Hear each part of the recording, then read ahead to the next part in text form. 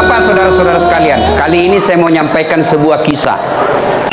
Ada orang hidup sesaman dengan Nabi, tapi tidak pernah ketemu Nabi. Tidak boleh disebut sahabat. Jadi kalau Bapak dengar sahabat Nabi, berarti itu orang hidup sesaman dengan Nabi. Tapi belum tentu sahabat kalau tidak pernah ketemu Nabi. Nah, berarti syarat kedua pernah ketemu sama Nabi. Yang ketiga, beriman kepada Nabi. Yang keempat, matinya pun tetap beriman kepada Nabi.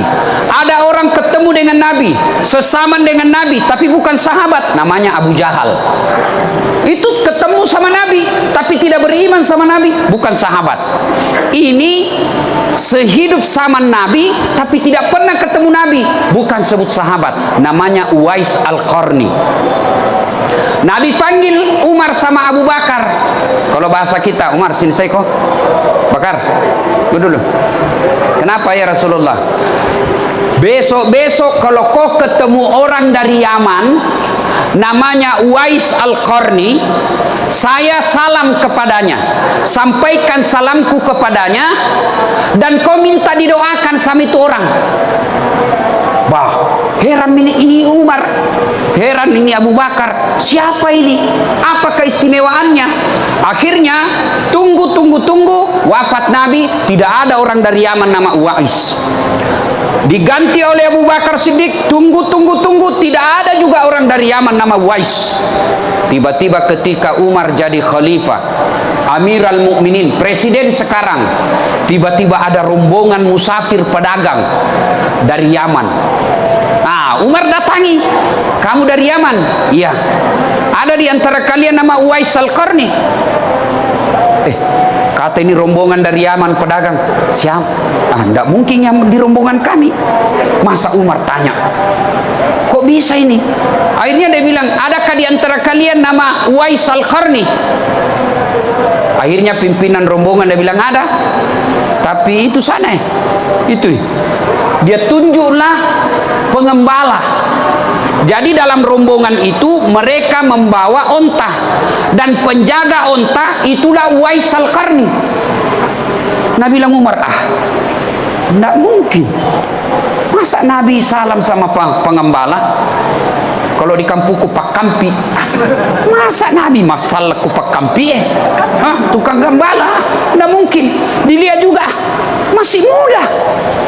Dipanggillah, kau nama Uwais Al-Qarni? Dia bilang ya. Dia bilang, Umar, ada Nabi titip salam kepadamu. Bayangkan Pak, Nabi titip salam. Nabi, saya saja ini baru-baru diundang ke Istana Negara, di WhatsApp sama Menteri Agama, Saudara Ustadz Dasat Latif, saya atas nama pemerintah meminta untuk mengisi ceramah Isra Mi'raj di Istana Negara. Itu WhatsAppnya Menteri, langsung ku print. Langsung ku kasih lihat semua pegawaiku di kantor. Menteri Agama bos. Pulang kampung aku pacinikan semua sepupuku. Ita ko cule sapomu. Coba istana. Masya Allah.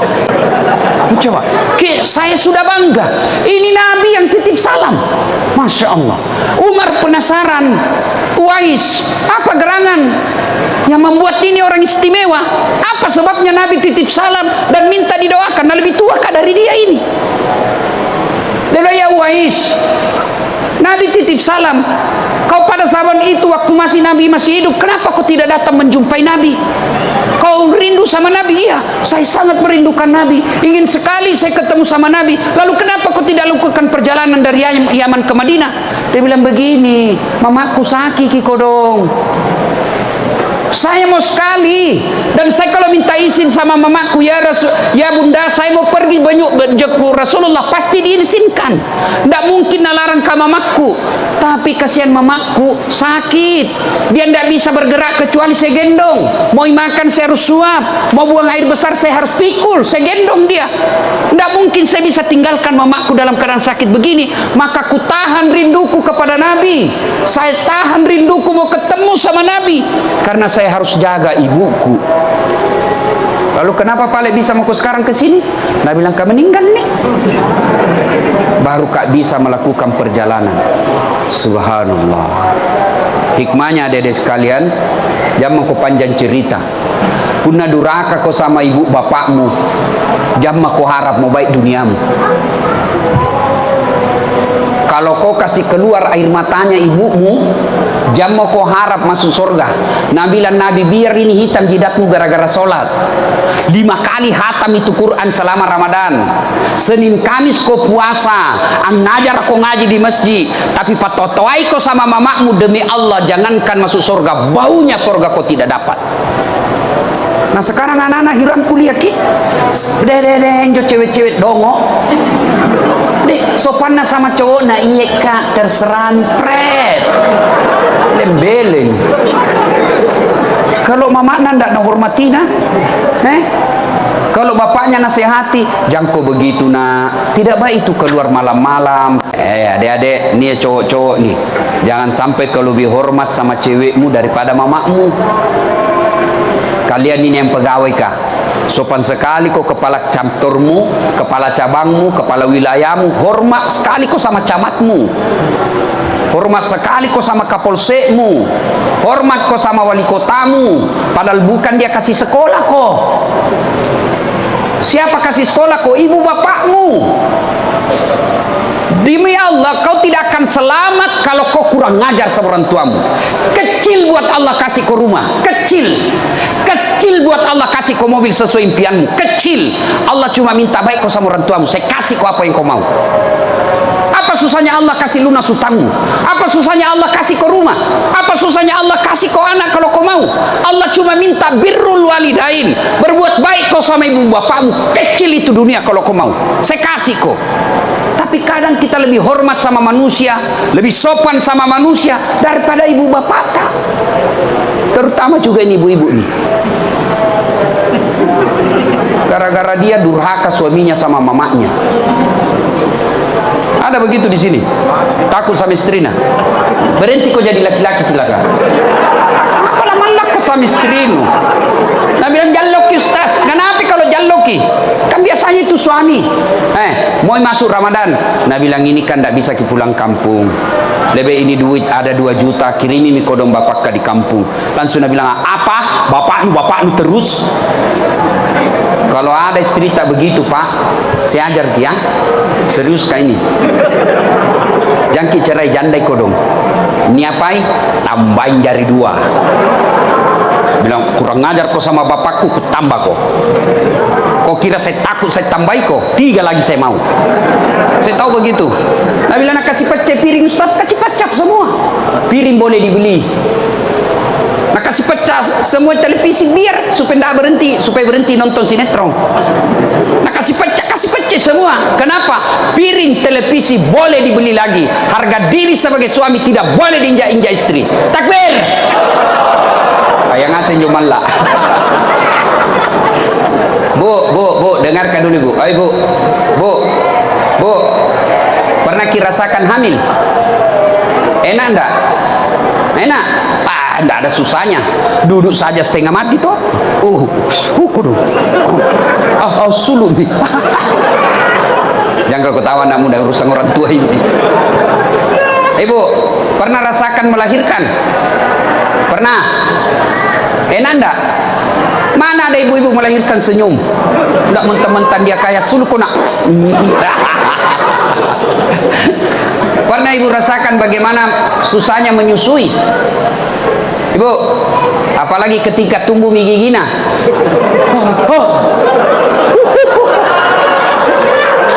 Iya toh? Tapi nu tinjui. Tidak, lepas kena Coba, ibu, susah toh? Siapa yang menghamilkan suamimu? Siapa? Ibunya. Siapa yang lahirkan? Ibunya. Siapa yang menyusuinya? Siapa yang ngajari jalan? Siapa yang ngajari bicara? Siapa kasih sekolah? Sekarang siapa yang terima gajinya suamimu? Woi, siapa? Istrinya. Makanya jangan kau patotoai sama suami. gaji suami diambil sama mamanya, istrinya dia kasih. Siapa yang dicicilkan rumah? Bukan ibu bapaknya, istrinya. Maka jangan pernah berkata, pilih kau mamamu atau saya istrimu. Kalau saya bilang begitu, pasti kupilih mamaku. Istri, ada namanya bekas istri. Si mau kok. Bapak-bapak juga jangan kurang ngajar sama istri. Siapa yang hamilkan istri? Hah? Ibu nah. Siapa yang menyusui? Jangan kau bilang kau. Ibunya. Jangan kau berkata pilih kau mamamu atau saya suamimu. Tidak mungkin itu. Maka yang baik saling menghormati. Ada rezeki dari suami, kasih. Mertua datang, bapaknya istri tak datang, kita sebagai suami kasih. Mama tak datang, kasih istri duit, ini kasih mamaku. Jangan malah disembunyi-sembunyi. Ini mak cepaknya, nanti naleki lagi istriku, jaloki. Nah, adik-adik sekalian, percaya adik-adik, kalau kau mau sukses, tidak harus sekolah ke luar negeri. Lihat itu alumni luar negeri, banyak tonji dari pengangguran. Tidak harus sekolah kuliah tinggi-tinggi, doktor dan lain sebagainya, tidak. Cuma ini MC tadi salah sebui. Saya bukan doktor honoris causa, saya doktor asli. Kalau honoris causa itu dihadiahi namanya, tidak sekolah. Kalau saya sekolah. Nah, biasanya honoris causa itu artinya orang yang ada dikasih hadiah, biasanya pejabat, nah beli. Itu tulisannya DR dalam kurung HC. Kalau saya tidak, doktor aslinya ku sekolahi. Bukan kaling-kaling, dua poin doktorku bos, bukan kaling-kaling ini. Nah, adik-adik sekalian bisa seperti itu. Kenapa? Rumusnya birrul walidain, berbuat baik kau sama orang tuamu. Demi Allah, saya pernah jadi cleaning service di Mapanyuki. 4 toilet saya harus bersihkan tiap hari. Kalau ceramah semua itu penceramah hebat-hebat kah? Kuliah hebatnya jadi ustaz sini. Saya bilang sama koordinator kebersihan, jam aku gaji kak. Kalau ada undian namaku, undian umroh, kasih masuk namaku. Mudah-mudahan bisa ke umroh gratis. Sampai itu tunjuk kantor kak, tidak dapat kak. Coba. Saya pernah rasakan dihina, dimaki, di PIS 3 Unhas Sospol, lantai 2, ruangan 207 tempatku kuliah. Keluar ke kuliah nak tunjuki ke seniorku. Dasat, ndak malu kau itu bajumu semua cakar. Tahu dicakar toh? Jangan dituduh puli sampai sekarang masih langganan nggak? Dasat, ada buka baru. Saya pernah rasakan itu dihina seperti itu. Jalan kaki bos, dari Jalan Harimau, depannya Masjid Baitul Aman. Itu ada lorong 77A, depan Masjid Baitul Aman. Ada di situ masuk lorong. Di situ saya tinggal 11 tahun. Jalan kaki kadang-kala dari Jalan Harimau ke Jalan Cakalang waktu ku SMA. Coko-coko. Jalan masuk jalan Pasar Cidu. Jalan kaki waktu saya SMA. Pergi ke rumahnya sepupu. Nah bilang dia apa? Datang itu cari uang PT-PT. Tapi saya tidak pernah sakit hati. Saya cuma bilang, tidak mungkin begini terus hidupku kalau baik sama orang tuaku, baik solatku. 2 saja saya pegang. Tidak pernah saya lepas solat saya, tidak pernah saya hina dan sakiti orang tua saya. Mana caranya? Muliakan orang tuamu. Birrul walidain, berbuat baik kau sama orang tuamu. Kecil punya mobil cikali, kecil lunas rumahmu, kecil semua buat Allah. Jangankan yang masuk akal, tidak masuk akal saja bisa Allah kasih kau kalau kau mau sama Allah.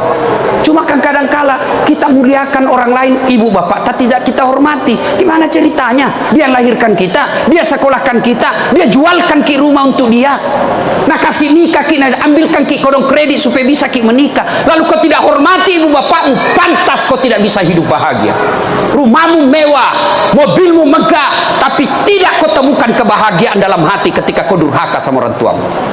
Maka adik-adikku sekalian yang masih hidup orang tuanya, jangan kau cerita jauh-jauh, biar kau sama orang tuamu. Orang tuaku pebotor ustaz, orang tuaku pasalingku, orang tuaku pangedar, tidak ada urusanmu muliakan orang tuamu. Belajar dari kisahnya Ibrahim alaihissalam. Bapaknya namanya Azar, sembah berhala. Ibrahim ribut sama bapaknya. Allah bilang, sadar kau Ibrahim, jangan kau ribut sama bapakmu. Tapi dia hanya berhala ya Allah, dia bikin patung. Allah katakan bukan urusanmu. Kau yang mengalah, kau yang keluar dari desamu. Maka bapak-bapak, itu kalau anak-anak, ini kita yang sudah tua-tua, kalau ada orang tua tak tinggal sama kita, itu pintu sorga paling gampang masuk. Biar sholat tak biasa-biasa ji, tidak pernah jaki puasa Senin Kamis, tahajud pun jarang, tapi kita muliakan orang tua yang ada kita pelihara di rumah, itu pintu masukmu sorga paling gampang. Maka kalau ada orang tua tak di rumah, rewel kodong, karena mulai mi tua, mulai mi pikun-pikun, itu Allah tersenyum lihat kamu. Allah kasih kau pintu sorga. Tidak semua anak dikasih umur panjang orang tuanya diurus.